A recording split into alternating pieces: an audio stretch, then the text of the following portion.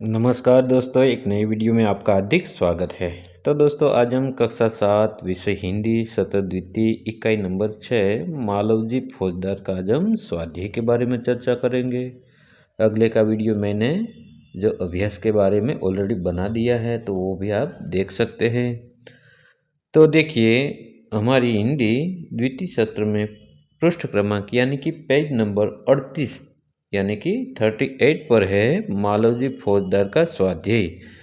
तो उस स्वाध्याय का पूरा आज हम सॉल्यूशन करेंगे और उस प्रश्न के सही सही उत्तर आपको देंगे। तो बाल दोस्तों, आपसे अनुरोध है कि शुरू से लेकर अंत तक इस वीडियो में जरूर बने रहिए।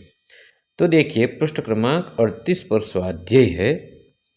प्रश्न पहला, निम्नलिखित प्रश्नों के उत्तर लिखिए। प्रश्न 1, मालवजी शिवाजी का वध करने के कौन से दो कारण बताता है? उत्तर, मालवजी शिवाजी का वध करने का पहला कारण यह बताता है कि युद्ध में उसके पिता के मरने के बाद उन्होंने उसके परिवार के भरण पोषण की परवाह नहीं की। दूसरा कारण यह था कि धन के अभाव में वह और उसकी मां भूखे मर रहे थे। उसी समय एक सैनिक ने उसे शिवाजी की हत्या करने पर धन देने का लालच दिया। दूसरा प्रश्न, कष्ट होने पर भी मालवजी शिवाजी के पास क्यों नहीं गए? उत्तर, मालवजी के पिता शिवाजी की सेना में सिपाही थे। युद्ध में लड़ते हुए उनकी मृत्यु हो गई थी। मालवजी मानते थे कि जिस वीर सैनिक ने देश की रक्षा के लिए अपने प्राण दिए, उसके परिवार की चिंता करना शिवाजी का कर्तव्य था। यही सोचकर कष्ट होने पर भी मालवजी शिवाजी के पास नहीं गए। तीसरा प्रश्न, मृत्युदंड के पहले बालक ने कौन सी भीख मांगी? उत्तर, मृत्युदंड के पहले बालक ने अपनी पूजनी माता के दर्शन करने की शिवाजी से भीख मांगी। चौथा प्रश्न, शिवाजी बालक की परीक्षा लेने के बाद क्या करना चाहते थे? उत्तर, शिवाजी बालक की परीक्षा लेने के बाद उसे मृत्युदंड से मुक्त कर अपनी सेना में भर्ती करना चाहते थे। प्रश्न दूसरा, निम्नलिखित उक्ति कौन किसे कहता है? लिखिए। तो बाल दोस्तों, इसमें क्या है, ये उक्ति ही है हमारे मालवजी फौजदार नामक इकाई में कि यह उक्ति कौन बोलता है, उसका हमें नाम लिखना है। पहला है, जब तुम्हें इतना कष्ट था तब तुम मेरे पास क्यों नहीं आई? तो बाल दोस्तों, ये उक्ति कौन बोलता है? उत्तर, शिवाजी मालवजी से कहते हैं। दूसरा है, मरने से पहले मैं अपनी पूजनी माता के एक बार दर्शन करना चाहता हूँ। वो कौन बोलता है? मालवजी शिवाजी से कहता है। छोटा सा बच्चा है, वह शिवाजी महाराज से कहता है। तीसरा प्रश्न, मैं तो इसकी वीरता और साहस पर मुग्ध हूँ। तानाजी शिवाजी से कहते हैं। चौथा, तुम्हारे ही जैसे सेना नायकों पर भारत माता गर्व करती है। शिवाजी तानाजी से कहते हैं। पांचवा, महाराज एक बालक आपसे मिलना चाहते। उत्तर, दरबान शिवाजी से कहते हैं। छठा, मैं तुमसे यही आशा करता हूँ। उत्तर, शिवाजी मालवजी से कहते हैं। सातवां, महाराज यह शरीर आपका है।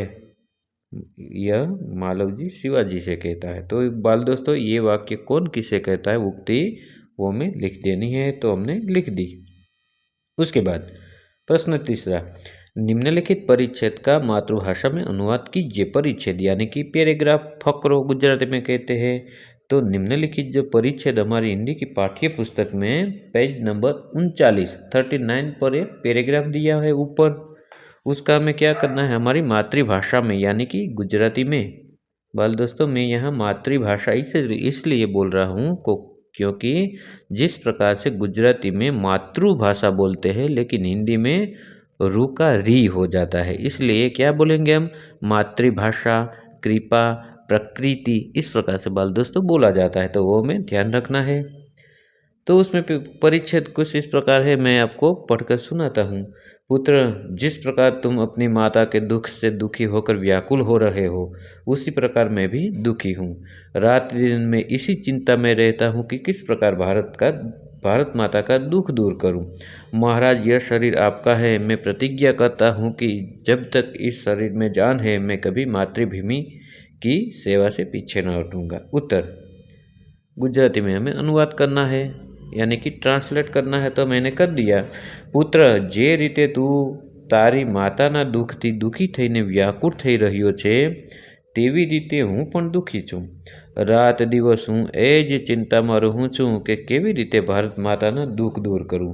મહારાજ, આ શરીર તમારું છે. હું પ્રતિજ્ઞા કરું છું કે જ્યાં સુધી આ શરીરમાં પ્રાણ છે, હું કદી માતૃભૂમિની સેવામાં પાછો પડીશ नहीं. उसके बाद प्रश्न चौथा है, उदाहरण के आधारित नीचे दिए गए शब्दों को उचित क्रम में रखकर अर्थपूर्ण वाक्य बनाए. तो बाल दोस्तों कुछ शब्द है इसमें इधर उधर हो गए है, वो हमें जोड़ के एक शाब्दिक अर्थ यानी कि अच्छा सा वाक्य बन जाए, इस प्रकार से हमें लगा देना है क्रम में. तो देखिए उदाहरण हमें दिया हुआ है कि छोड़कर, पीसने, अपना, बापू, लगे, काम, आटा. तो इस प्रकार से अलग अलग जो शब्द है उनका वाक्य अच्छी तरह से बन जाएगा. बापू अपना काम छोड़कर आटा पीसने लगे. तो इस प्रकार से कुल मिला के 4 और हमें दिए हुए हैं.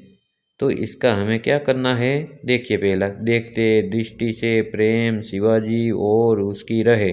तो उसका उत्तर देखिए कि शिवाजी उसको और प्रेम दृष्टि से देखते हैं. तो इस प्रकार से चारों के 4 वाक्य है वो हमें बहुत अच्छी तरह से पढ़ लेना है. उसके बाद इसका उत्तर देखिए.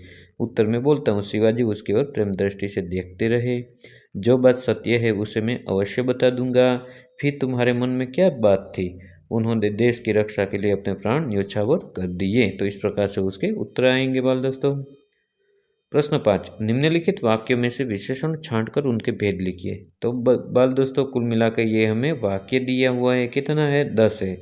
उसमें से विशेषणों को हमें अलग करना है और उसके भेद लिखना है. जिस प्रकार से विशेषण के कुल मिला के भेद होते हैं अलग अलग, तो उनको लिखना है कि ये कौन सा विशेषण है.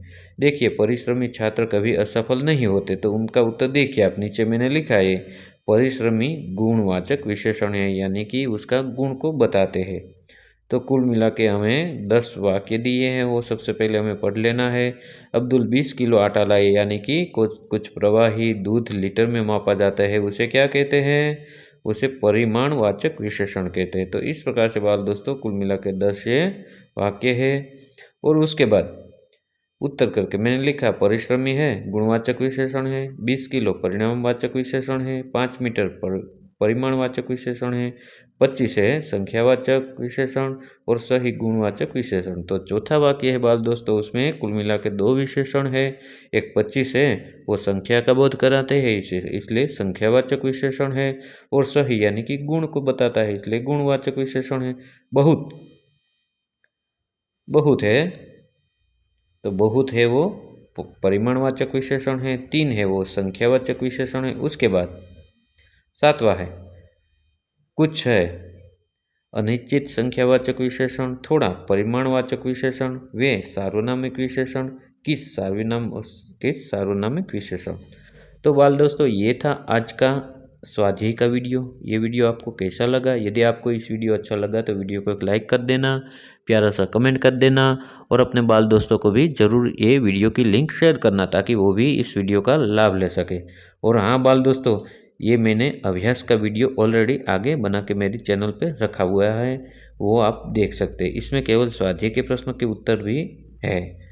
तो बाल दोस्तों आशा रखता हूँ कि आपको ये वीडियो अच्छा लगा. यदि आपको अच्छा लगा तो वीडियो को मुझे सब्सक्राइब भी कर देना, ठीक है. और इस चैनल में बाल दोस्तों में कक्षा 5वीं से लेकर 8वीं के बच्चों को लिए गुजराती, हिंदी, संस्कृत के कोई पाठ की समझ हो, कविता की समझ हो, स्वाध्याय के प्रश्न के उत्तर हो, अभ्यास के प्रश्न के उत्तर हो, स्वाध्याय पोथी सॉल्यूशन हो, सभी मैं इस चैनल में डालता हूँ. तो कृपया करके ज़रूर मुझे सब्सक्राइब भी कर लेना.